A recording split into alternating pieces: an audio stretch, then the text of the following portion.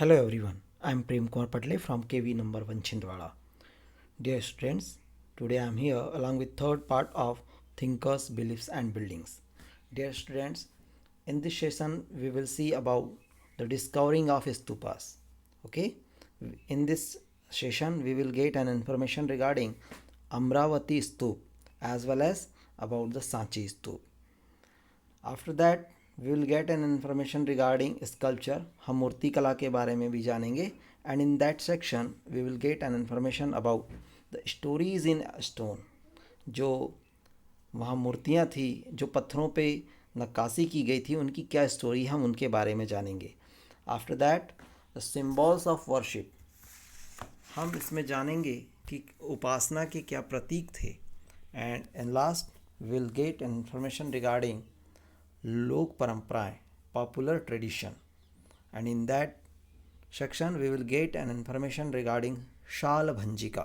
Okay, now I am going to start this through the discovering of stupas and the fate of Amravati and Sanchi.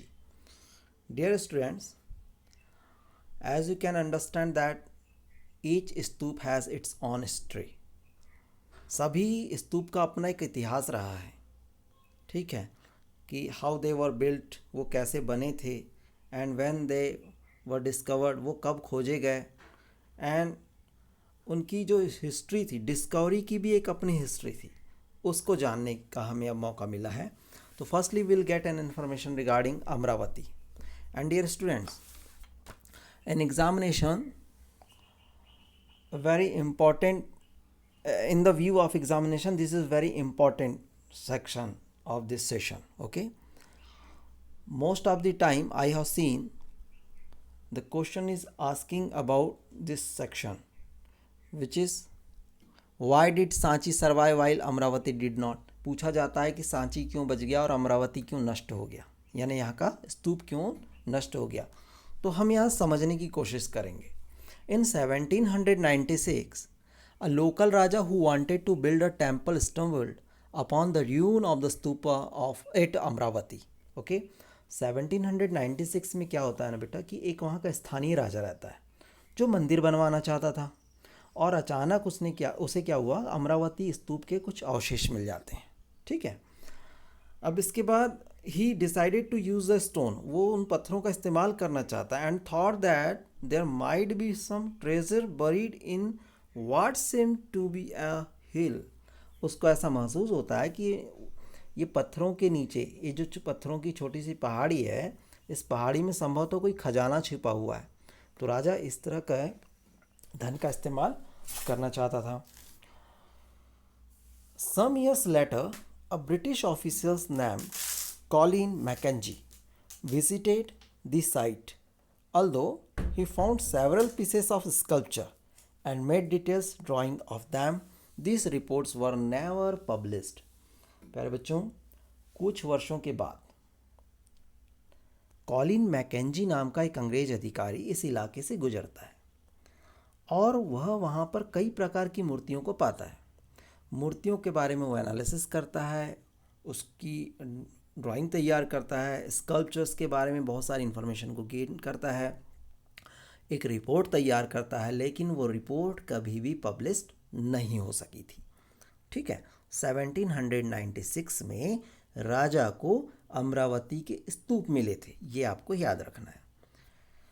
After that in 1854 Walter Elliot, the commissioner of Guntur, visited Amravati and collected several sculpture panels and took them away to Madras. बच्चों, 1854 में अब क्या होता है ना, कि गुंटूर का एक कमिश्नर था. उस गुंटूर के कमिश्नर का नाम था Walter Elliott.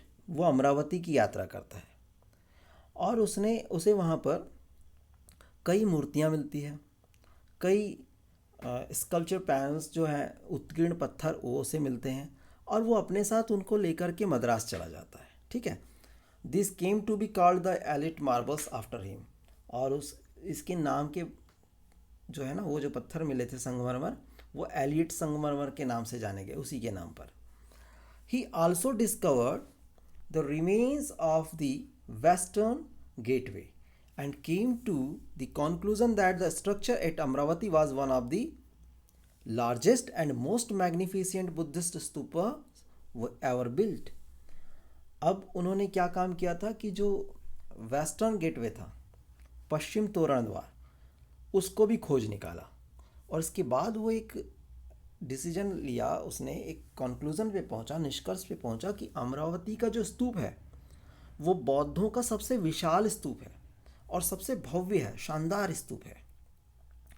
By the 1850s some of the slabs from Amravati had begun to be taken to different places. बेटा 1850 के दशक में क्या हुआ, डिकेड में क्या हुआ कि अमरावती के जो उत्कीर्ण पत्थर थे वो अलग अलग जगहों पर ले जाए जा रहे थे. ठीक है, जैसे कि कुछ पत्थर क्या हुआ, कलकत्ता के एशियाटिक सोसाइटी ऑफ बंगाल पहुंच गए, तो कुछ मद्रास में इंडिया ऑफिस पहुंच गए और कुछ पत्थर तो लंदन तक पहुंच गए. ठीक, to the Asiatic Society of Bengal at Calcutta, to the India's office in Madras, and some even to London. And it was not unusual to find this sculpture adorning the gardens of British administrators. और इसमें भी कोई आश्चर्य की बात नहीं है कि यह असामान्य बात नहीं है कि ये अंग्रेज अधिकारियों के गार्डन में, उनके बाग बगीचों में भी अमरावती की मूर्तियों को उन्होंने लगा लिया था. तो आपने देखा कि अमरावती को किस तरह से तहस नहस कर दिया गया. अमरावती के उस स्तूप की जो मूर्तियाँ थी उसको पहले अमरावती के कमिश्नर जो थे उन्होंने अपने साथ मद्रास लेकर चले गए. फिर 1850 के डिकेड्स में ही ये जो हुआ कि कलकत्ता की एशियाटिक सोसाइटी ऑफ बंगाल में भी कुछ पत्थर चले गए, कुछ मद्रास में चले गए इंडिया ऑफिस में, कुछ तो पत्थर लंदन चले गए. कुछ अधिकारियों ने अपने गार्डन की शोभा बढ़ाने के लिए इन स्टोन्स का, इन स्कल्पचर्स का इस्तेमाल किया और वहाँ से ले गए. ठीक है. In fact, any new official in the area continued to remove sculptures from the site. Okay? अब जब कभी भी इस इलाके में कोई नया अधिकारी आता था तो वो भी वहाँ की मूर्तियाँ उठा कर ले जा लेता था और वो ये ऐसा कहकर ले जाता था कि भाई उसके पहले वाले अधिकारियों ने भी ऐसा ही किया है. तो ये सोच करके वो नया अधिकारी भी ले आ लेता था. तो बच्चों, आपने समझ में आ गया होगा आपको कि अमरावती का जो स्तूप है उसकी र्यून कंडीशन में लाने के लिए कौन कौन से कॉजेज रिस्पॉन्सिबल थे. ठीक है बेटा, वहाँ एक एच कोल थे.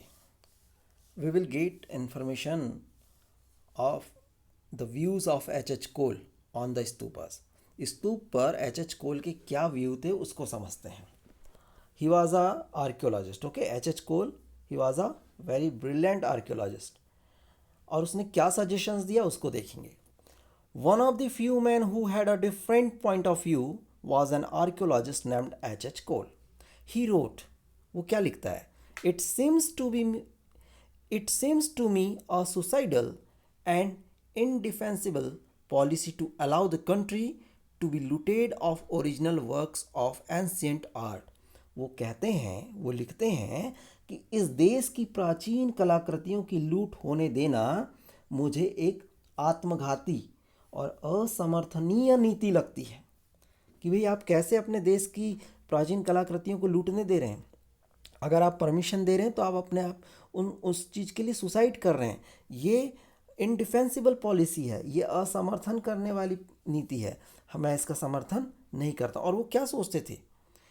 He believed that museum should have plaster cast facsimiles of sculpture.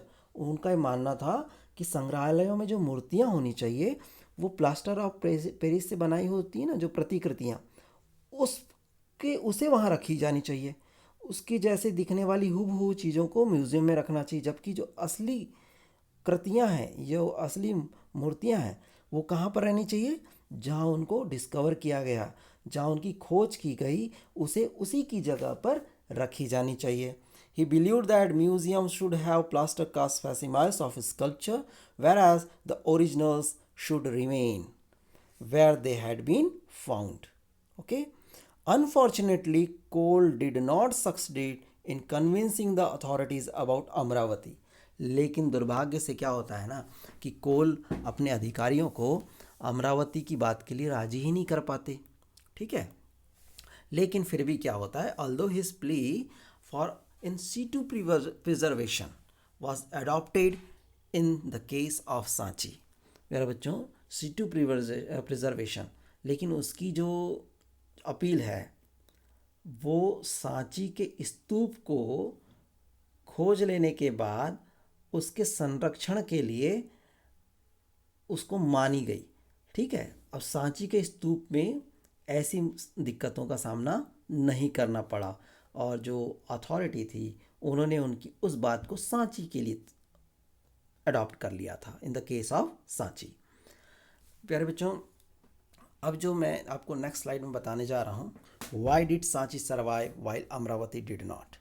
आपने अमरावती के बारे में अभी इन्फॉर्मेशन को गेन कर लिया, अब आप सांची के बारे में जान जाएंगे। अब दोनों के बीच में थोड़ा सा कंपैरिजन का आपको देखने को मिलेगा और आप यहाँ डिसाइड कर पाएंगे कि सांची क्यों सर्वाइव कर पाया और अमरावती क्यों नहीं। तो अमरावती के साथ जो सिचुएशंस थी वो आपने समझा। सांची की जो डिस्कवरी हुई थी, या Sanchi was discovered in 1818, okay. तो तब तक क्या था कि एच कोल की जो प्ली थी, उनकी जो अपील थी, उसको उन्होंने अडॉप्ट कर लिया था। तो सांची के जितने भी रिमेन्स थे वो रिमेन्स को एज इट इज़ रखा गया, उसे किसी भी प्रकार से उसका लॉस नहीं होने दिया गया। Amravati was discovered before scholars understood the value of the finds and realized how critical it was to preserve things where they had been found, initiated of removing them from the site। प्यारे बच्चों, अमरावती की खोज पहले हो गई थी, ठीक है, सांची के पहले, और तब तक विद्वान इस बात के महत्व को ही नहीं समझ पाए थे कि जो पुरातात्विक अवशेष होते हैं उसको उठाकर ले जाने के बजाय उन्हें उसी जगह पर संरक्षित करना चाहिए, और वो कितना महत्वपूर्ण है, जहाँ उसकी खोज हुई है उसे वहीं संरक्षित किया जाना चाहिए। ठीक है। When Sanchi was discovered in 1818, बेटा ये आपके लिए इम्पॉर्टेंट ईयर हो सकता है ये, कि सांची की खोज कब हुई। When Sanchi was discovered, you will write 1818। तो 3 of its 4 gateways were still standing, तब उसके 3 तोरण द्वार तब भी खड़े थे, और चौथा वाला जो था वो वहीं गिरा पड़ा था। The fourth was lying on the spot where it had fallen and the mount was in good condition. और जो उसका टीला था, बेटा कल हमने स्तूप के बारे में देखा था ना, तो उसमें जो टीला था माउंट, वो अच्छी हालत में था, अच्छी कंडीशन में था। Even so it was suggested that the gateway be taken in to either Paris or London.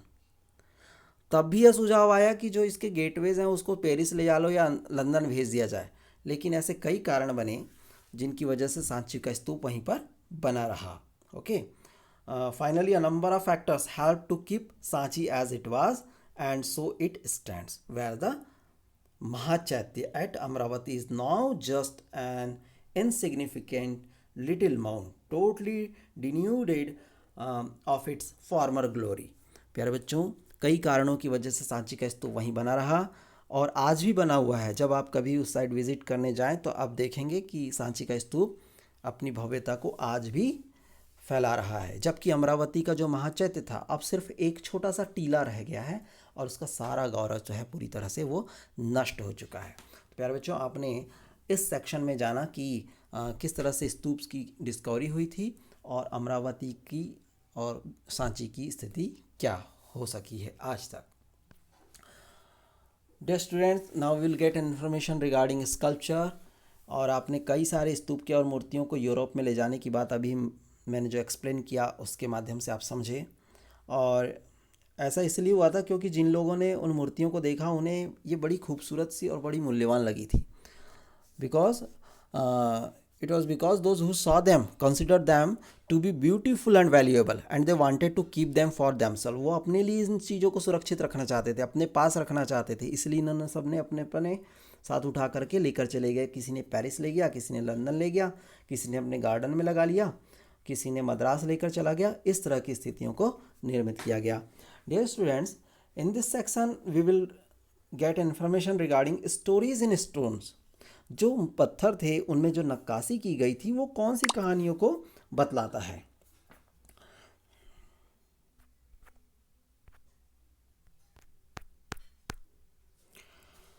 इसमें at first sight the sculpture seem to depict a rural scene. ठीक है, इसमें एक रूरल सीन देखने को मिलेगा, एक ग्रामीण परिवेश देखने को मिलेगा।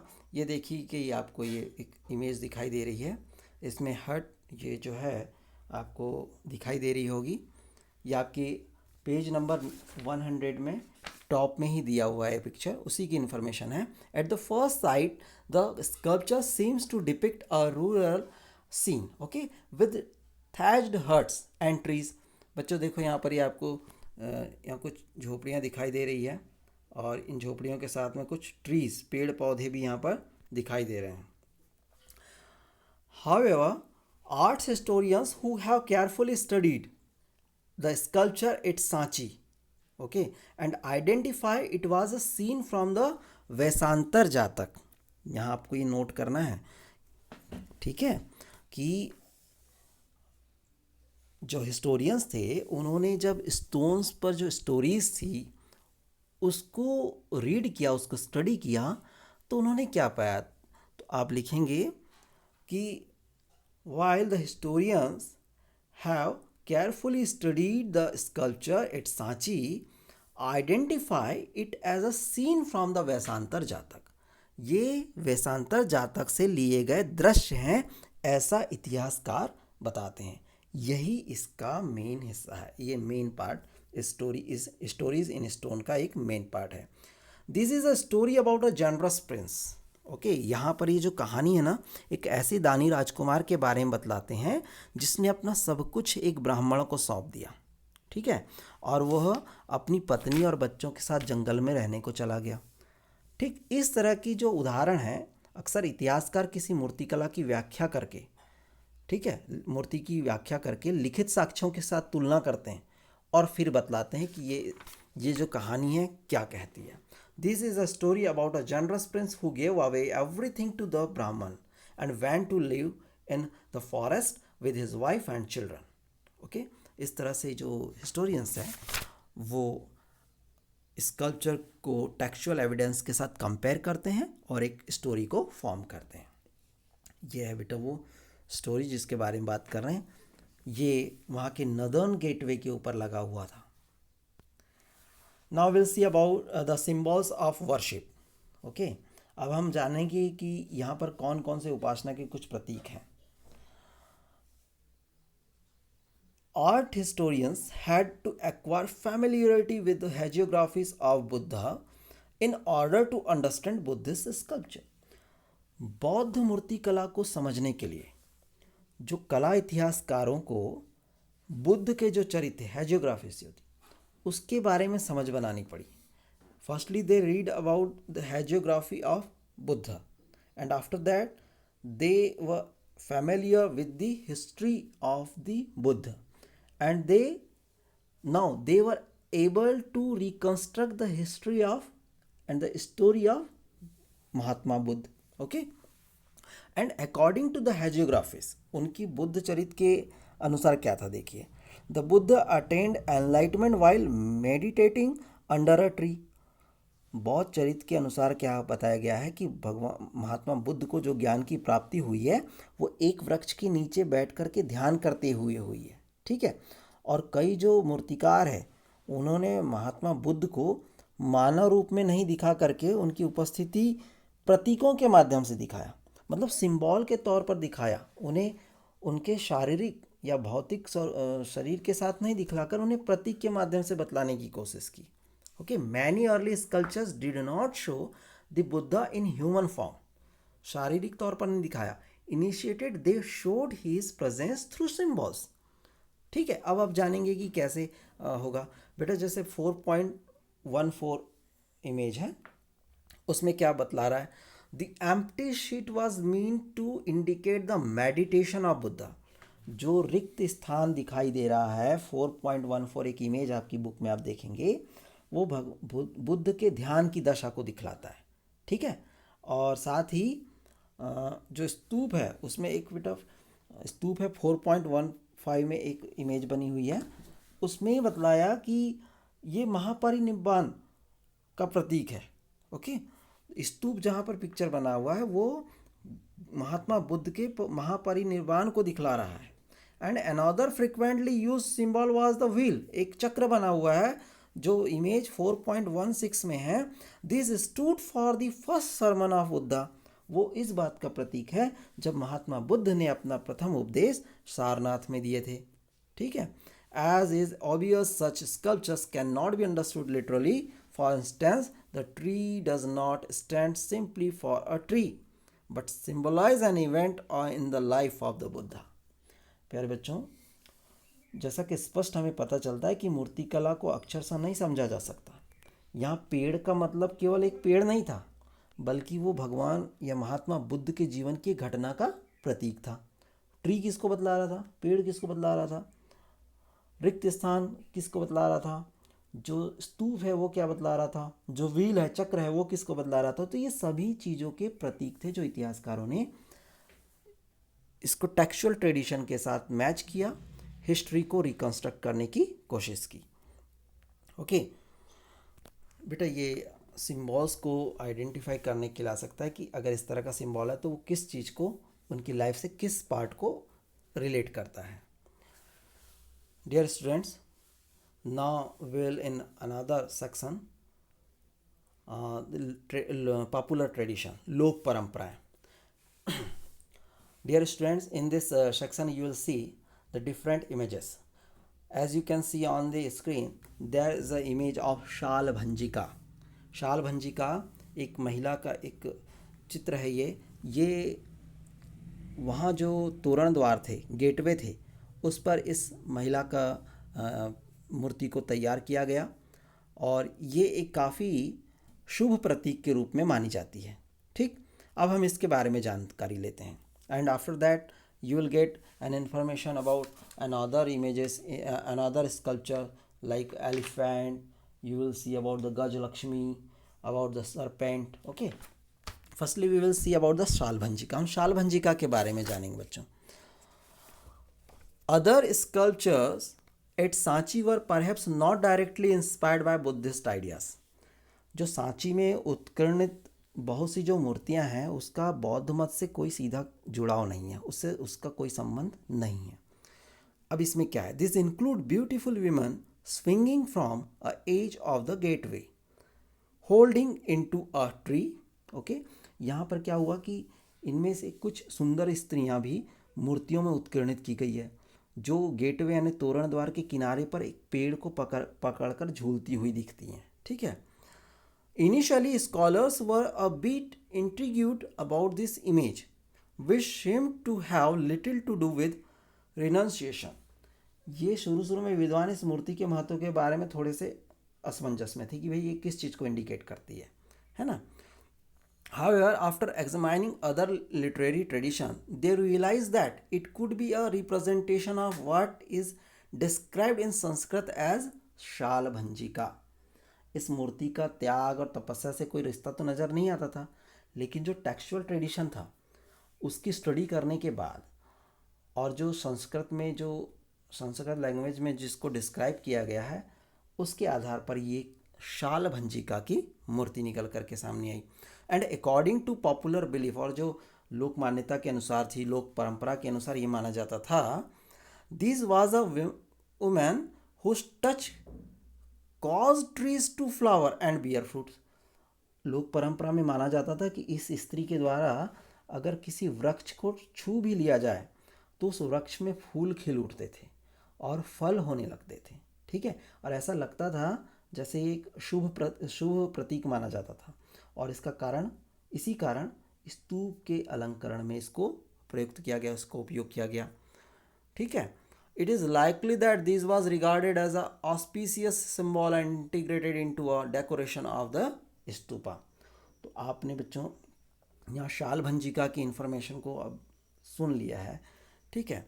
The Shalabhanjika motif suggest that many people, अब ये शाल भंजिका किस चीज़ की ओर इंडिकेट करती है कि many people who turn to Buddhism and raised it, जो बहुत सारे लोग हैं जो अलग अलग सेक्ट्स को बिलोंग करने वाले थे, संप्रदाय को के हिस्सा थे, वो उसको छोड़ कर के अगर बुद्धिज़्म की ओर आए हैं तो उन्होंने इस बुद्धिज़्म को एनरिच्ड किया, इसके महत्व को बढ़ा दिया है। it with their own pre-Buddhist and even non-Buddhist beliefs, practices and ideas. Okay, and some of the recurrent motifs in the sculpture at Sanchi were evidently derived from this tradition. उनका कहना ये था, जो दूसरे प्रथाओं, विश्वासों और धारणाओं से मुड़ करके जो बौद्ध धर्म की ओर आए तो उन्होंने इसको समृद्धि किया। और जो सांची की मूर्तियों में और भी कई ऐसे प्रतीक पाए गए थे बेटा, जो अलग अलग चीज़ों को, अलग अलग परंपराओं को के माध्यम से उभर करके सामने आए थे। तो आपने यहाँ शालभंजिका की इन्फॉर्मेशन को गेन कर लिया है। Now you can see another image which is related to the elephant. Okay, और ये क्या चीज़ को इंडिकेट कर रहा है इसको समझते हैं। There are other image as well, for instance some of the finest depiction of animals are found there. अब वहाँ पर कई सारे ऐसे एनिमल्स के पिक्चर्स भी आपको देखने को मिलेंगे। ठीक है, this animals include elephants, horses, monkeys and cattle. अब यहाँ पर जो स्कल्पचर थे या जो डिपिक्शन था उसमें कई एनिमल्स थे, उसमें हाथी, घोड़े, बंदर और अन्य पशु भी शामिल थे। ठीक है, while the Jatak contain several animal stories that are depicted in Sanchi. ऐसा प्रतीत होता था कि सांची में जातकों से ली गई जो जानवरों की कई कहानियाँ थी उसको वहाँ पर उकेर दिया गया था, वहाँ पर तैयार कर दिया गया था। और ऐसा लगता है कि यहाँ पर लोगों को आकर्षित करने के लिए जानवरों का उत्कीर्णन किया गया था, है ना, लोग ताकि वो एनिमल्स की इमेजेस को या उनके स्कल्पचर्स को देखकर, मूर्तियों को देख कर के आकर्षित हों। Also animal were often used as symbol of human attributes. ये जितने भी जानवरों को दिखलाया गया वो सब मनुष्य के गुणों के प्रतीक के रूप में उनको इस्तेमाल किया गया। For example elephant were depicted to signify strength and wisdom. जो हाथी का पिक्चर दिखाया गया उसमें उसको ज्ञान और शक्ति का प्रतीक माना गया। ओके, स्ट्रेंथ शक्ति का और विजडम ज्ञान के प्रतीक के तौर पर दिखाया गया।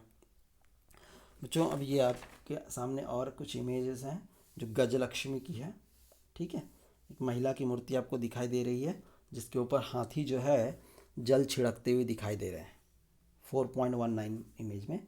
और ऐसा महसूस हो रहा है जैसे उसका अभिषेक कर रहे हैं, है ना, जल के थ्रू, जल के sprinkling water on her as it performing an Abhishek.